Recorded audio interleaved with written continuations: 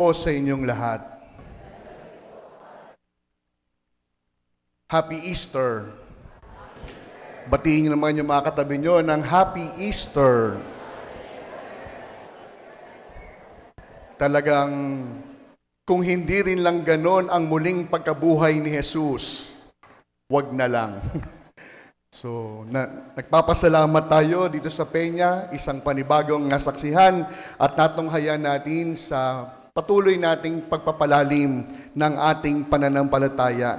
Ngayong tayo ay nagdiriwang bilang isang simbahan at pamayanan ng Pasko ng muling pagkabuhay ng Panginoon. Mga minamahal kong mga kapatid, ngayong gabi ay kakaiba sa lahat ng ating mga gabi. Sa katunayan, ayon sa liturhiya ng simbahan, this is the mother of all vigils. Kung inyong mapapansin, hindi tayo nagsimula sa awit. Hindi tayo nagsimula sa kaliwanagan. Kundi tayo'y nagpasimula sa dilim at katahimikan. At sa gitna po ng dilim, may isang mumunting apoy ang siyang nagniningning, ang kandila ng Pasko ng muling pagkabuhay. Unti-unti ang liwanag na ating nasaksihan, matapos tanggapin, ipinasa, hanggang sa napuno ang ating buong simbahan ng liwanag sa gitna ng kadiliman. Kaya mga minamahal ko mga parishioners, ito hindi lamang isang ritual o pa-effect, kundi ito ay kwento ng bawat isa sa atin. Sa karanasan ng dilim, ipinasa, nagliwanag, makaka-relate ang bawat isa sa kwento ng dilim at kaliwanagan. Kung tayo lamang po ay magiging tapat sa ating mga sarili, alam natin kung ano ang siyang dilim na bumabalot sa buhay natin. Ang dilim, hindi lamang ito kawalan ng ilaw. Ang dilim, isa ring karanasan o kalalagayan ng ating puso at kalooban. Kaya nga po, malimit sa kasulatan, ang dilim inihahambing saan? Sa kasalanan. Sa dilim ng kasalanan na siyang paulit-ulit nating ginagawa at yung iba, paulit-ulit ding kinukumpisal. Nandyan din ang kadiliman ng sugat na hindi pa nakakaranas ng paghihilom. Nariyan ang dilim ng galit at sama ng loob. Kaya mapapansin ang mga taong laging galit, madilim ang mukha. Sapagkat binalot sila ng kadiliman ng galit at sama ng loob. Nariyan din ang iba, dilim ng takot sa hinaharap. Dilim ng pagod, hindi lamang ng katawan, kundi pagod na kaisipan. At may mga gabi sa buhay natin na parang wala nang umagang darating. May mga sitwasyon na pakiramdam natin parang tayong nasa loob ng libingan. Libingan na kung saan hindi lamang madilim. Libingan, tahimik, sarado, at tila wala ng pag-asa na pwede pang makita. At doon tayo minsan natatakot na tumingin.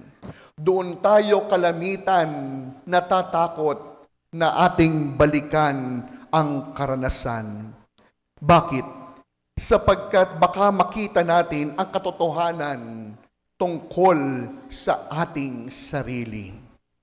Kaya ngayong gabing ito'y hindi lamang patungkol sa muling pagkabuhay ni Jesus. Ito hindi lamang Pasko ng kanyang tagumpay sa kanyang krus. Ano ang siyang ibinibigay sa ating paalala? Una, ang Diyos ay kumikilos kahit pa sa dilim ng gabi. ang Diyos mararamdaman kahit pa sa gitna ng kadiliman. At ito po ang magandang balita sa atin ngayong gabi. Hindi po natatakot ang Diyos sa dilim. Sa lahat po ng pagbasa natin ngayong gabi, iisa lamang po ang mensahe na sana'y inyong napakinggang mabuti, na hinango sa unang bahagi mula sa lumang tipan. At ano po ang mensaheng iyon? Ang Diyos kumikilos, ang Diyos nararamdaman, ang Diyos may ginagawa kahit pa sa dilim, kahit pa sa kadiliman ng buhay natin. Kung inyo pang naaalala yung unang pagbasa, sa simula ang mundo, may kaguluhan, may kadiliman. Pero nung sinabi ng Diyos, magkaroon ng liwanag, let there be light. Mula kay Abraham, na tila baga imposible ang pangakong ibinigay, pero nagbigay pa rin ng Diyos ng buhay. Kaya't si Abraham na ama ni Isaac, naging ama ng pananampalataya. Narikita natin ang kwento ni Moises. Inalis niya ang kanyang bayan mula sa pagkadusta ng kaalipinan. Patungo saan? Sa bayan ng Ehipsyo, patungo sa kanilang kalayaan. Naroon din ang iba't ibang propeta mula sa lumang tipan. Anong sabi ni Propeta Isaías at ni Propeta Baruch? Na kahit nagkasala ang bayan ng Diyos, hindi sila iniwanan ng Panginoon. At sa sukdulan ng lahat, sa libingan ni Jesus, hindi lamang napakinggan, hindi lamang nakita, napanood pa. Sa libingan ni Jesus, walang nakakita sa mismong sandali ng kanyang muling pagkabuhay. Ang kanyang muling pagkabuhay nangyari saan? Sa gitna ng kadiliman. At ano ang siyang ibinibigay sa atin? Kahit sa dilim, may ginagawa ang Diyos para sa atin. Kahit sa dilim, pwede nating maranasan ang presensya ni Jesus na siyang nagtagumpay sa dilim ng libingan. At ito ang siyang unang mabuting balita para sa atin. Kaya wag na tayo nagtatanong nasa ng Diyos dahil hindi natin makita. Pwede natin matagpuan si Jesus sa dilim ng karanasan na pinagdaraanan natin. Pangalawa, ang muling pagkabuhay ni Jesus ay hindi ang huling salita ng kampon ng kadiliman, kundi ano ang huling salita? Sa libingan na tunghayan natin, ang libingan ni Jesus, hindi yan ang wakas. Bagkus ang libingan ni Jesus, ito ang siyang simula. Ang muling pagkabuhay ni Jesus ay parang sinasabi sa atin, hindi sa kasalanan uuwi ang lahat. Hindi sa pagkabigo matatapos ang bawat kwento. Hindi sa sakit o karamdaman ang ating magiging huling karanasan.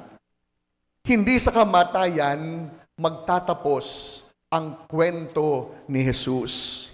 Bakit? Sapagkat sa Diyos, nasa Kanya ang huling halakhak. Nasa Diyos ang huling salita. Kaya nga po, ano ang Kanyang salita sa Kanyang muling pagkabuhay? Pag-asa. Pagbabago. Kaya kapatid, kung ikaw ay sugatan, kung ikaw ay mayroong mabigat na daladala at pinagdaraanan, at kung ikaw ay tila baga parang nawawalan na ng pag-asa, ang gabing ito para sa iyo at para sa akin. Sapagkat ang gabing ito ay Pasko ng pag-asa na bunga ng muling pagkabuhay ni Kristo.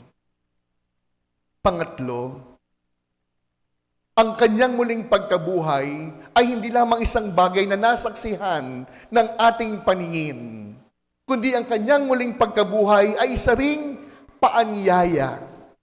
At ano po ang kanyang paanyaya? May mga kapatid tayo, may tanong sa gabing ito. Mananatili ba tayong nasa dilim? Hindi na ba talaga matutunghayan ang liwanag?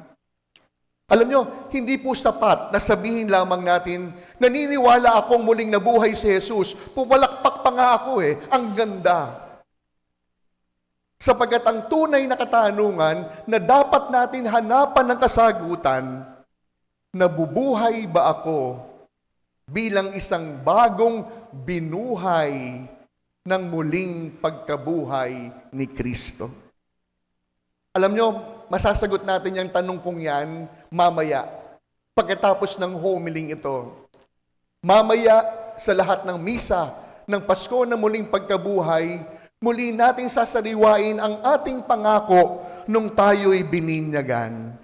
At ano yung pangakong iyon? Ang pangako ng pagpapanibago. Kaya nga ang tawag, renewal. Nung tayo bininyagan ang sumagot yung ating nanay at tatay, nung tayo bininyagan, mga baby pa tayo, yung mga ninong at ninang siyang tumugon para sa atin. Pero ngayon, muli tayong tatanungin bilang isang paanyaya, hindi lamang ng simbahan, hindi lamang ng liturhiya, kundi ni Jesus mismo, mamumuhay ka ba na parang binuhay ni Jesus? Alam nyo, 14 years na akong pari. At isa po sa mga talagang kapansin-pansin, kapag nagbibinyag ako, nung bata-bata po akong pari, talagang medyo sumasama pa yung loob ko Pagtatanungin ko yung mga bibing, yung mga magulang at ninong at ninang, itinatakwil nyo ba si Satanas? Wala namang gustong tumugon sa akin Kaya sasabi ko, ulitin ko, itinatakwil nyo ba si Satanas? Doon lang sasagot yung mga tao. But eventually, as I mature, hopefully, in the priesthood, sabi ko, bakit ba nagagalit ako kung hindi sumasagot yung mga tao? Baka kaya hindi sumasagot dahil iba yung tanong ko. Itinatakwil nyo ba? Baka kaya hindi sumasagot dahil hindi naman taga tinatakwil. Kaya binago ko yung aking estilo. Sasabihin ko sa mga tao, itinatakwil nyo ba si Satanas?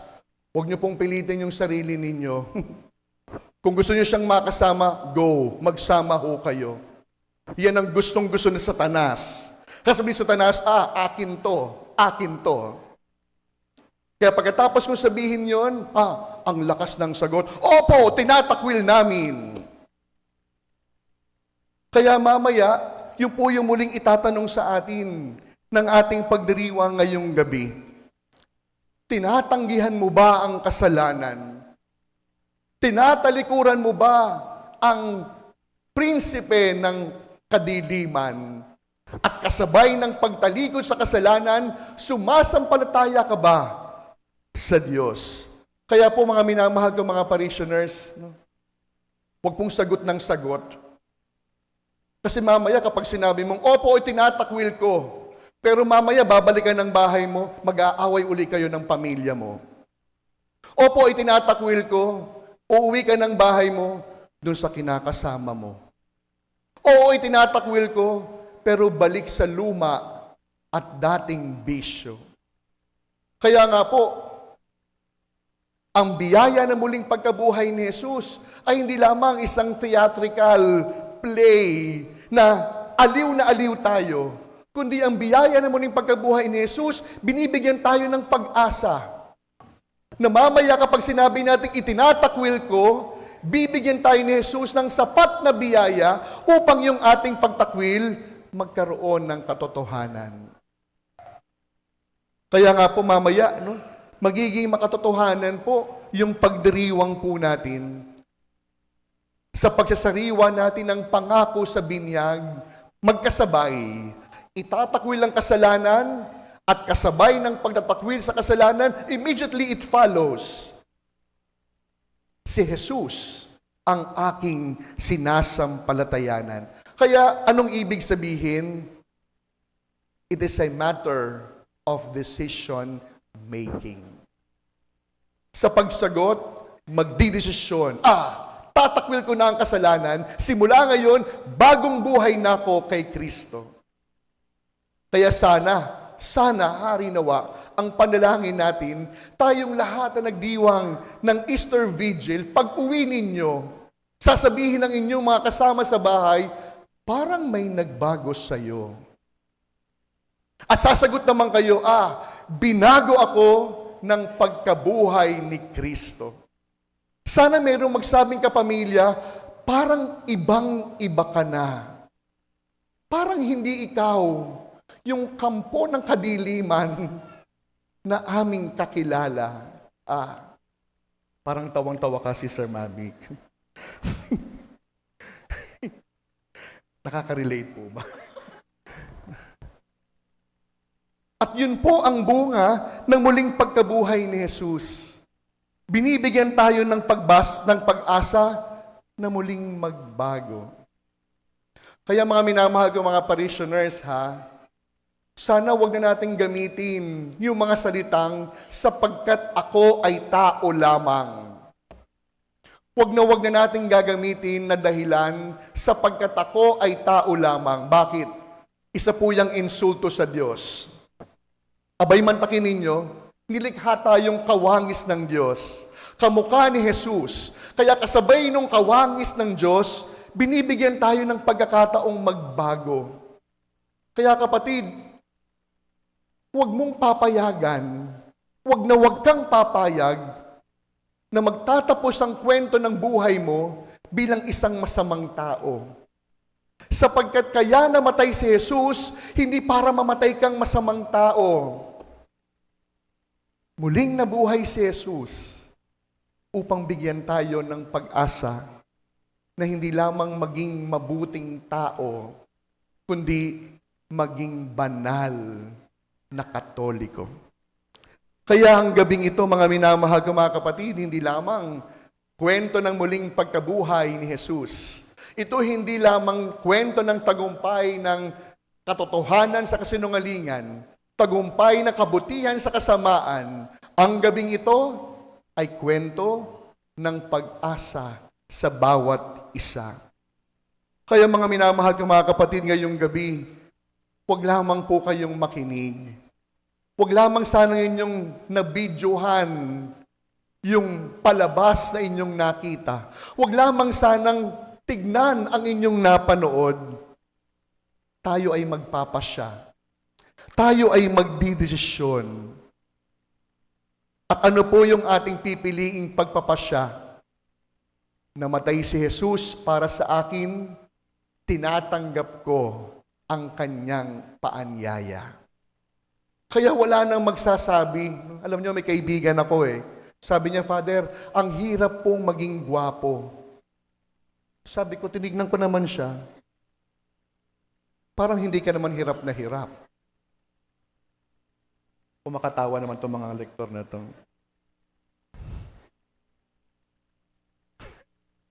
Sabi ko, bakit? Father, palay na po ang lumalapit sa manok. Anong ibig mong sabihin? Father, ang dami pong humahabol sa akin, Father. Ito pong kaibigan ko to, de pamilya. May asawa, may anak. Sabi ko sa kanya, una, hindi ka kagwapuhan. Pangalawa, may pamilya ka na. May anak. Pangatlo, hindi ka manok para tumukha ng palay. Kaya ngayong gabing ito po yung biyaya na muling pagkabuhay ni Jesus. Ang biyaya ng panibagong pag-asa. Kaya kapatid na nawawalan ng pag-asa, kapatid, may pag-asa pa. Para sa mga nalulugmok sa problema, kapatid, may solusyon pa. para sa mga ugnayan na parang hindi na magkakaayos sa loob ng pamilya, kapatid, may paraan pa. Sapagkat ang gabing ito, itinuturo sa atin ng ating pananampalataya na ang bawat kwento hindi magtatapos sa lungkot at pagdurusa.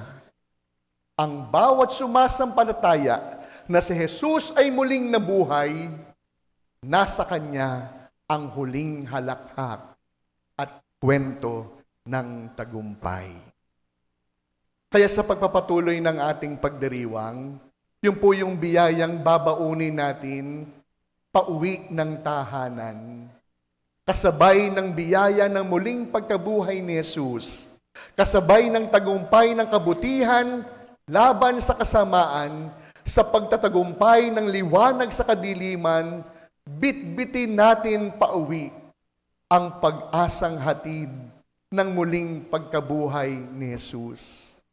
Nang sa gayon, kagaya ni Jesus, kagaya ng malimit nating inaawit sa misa, si Kristo'y namatay, si Kristo'y nabuhay, si Kristo'y babalik sa wakas ng panahon. At ang bawat nawawalan ng pag-asa, pwedeng kanyang sabihin, ako ay namatay, ako ay mabubuhay, at ako ay magtatagumpay. Sa pagpapatuloy ng ating pagdiriwang, pasalamatan natin ang muling pagkabuhay ni Jesus. Sapagkat ang gabing ito, hindi lamang tayo binigyan ng pagkakataon, hindi lamang tayo binigyan ng lakas, hindi lang tayo binigyan ng panahon upang magsama-samang magdiwang, kundi taglay ang pagdiriwang na ito ng bagong pag-asa na ating iuuwi, pauwi sa pamilya, nang sa gayon, ang luma magiging bago. Ang mahina magkakaroon ng lakas, at ang natatalo magtatagumpay sa biyaya ni Jesus.